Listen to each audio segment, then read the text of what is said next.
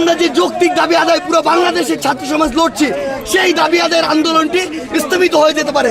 এই জন্য আমরা আসছিলাম যে আমাদের স্যারদের কিংবা সিন্ডিকেট মেম্বারদেরকে এটা বলবো যে আপনারা হল ভ্যাকেন্ট করবেন না। আমাদেরকে প্রথমে রাজু ভাস্কর্য সেখানে পুলিশ দিয়ে বাধা দেওয়া হয়। যখন আমরা বাধা বেরিয়ে আসছিলাম তখন আমাদের উদ্দেশ্যে গ্রেনেড ছোড়া হয়। এই সাহস পুলিশ কোথায় পেল? পুলিশকে এই ক্যাম্পাসে ঢুকার অনুমতি কে দিল? ঢুকার পরেও তারা শিক্ষার্থীদের উদ্দেশ্য করে গ্রেনেড মারার সাহস এবং অনুমতি কার থেকে পেল?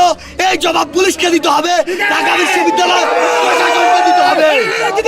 আগামী 1 ঘন্টার মধ্যে এই ক্যাম্পাস থেকে সকল পুলিশ সহ আইন শৃঙ্খলা বাহিনীকে অপসারণ করতে হবে। আমাদের ক্যাম্পাসে আমরা কোনো পুলিশের কোনো সন্ত্রাসীদের উপস্থিতি চাই না। যদি 1 ঘন্টার মধ্যে পুলিশকে ক্যাম্পাস থেকে সরানো না হয় তাহলে ভিসি পক্ষকে আমরা জবাবদিহি করাবো। পুলিশ খুনি খুনি খুনি পুলিশ আমার বাইরে মারছে। প্রশাসন জবাব চাই। ক্যাম্পাসে সন্ত্রাস কেন? প্রশাসন জবাব চাই। ক্যাম্পাসে বাবুল ভাই ধরো। প্রশাসন জবাব চাই। ক্যাম্পাসে বাবুল ভাই প্রশাসন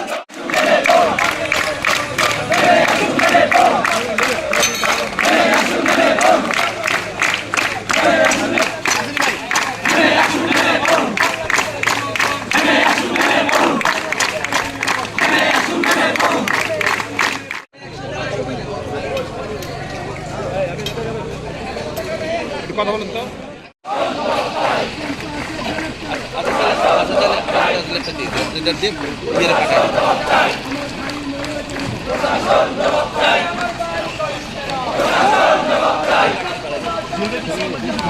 ভাই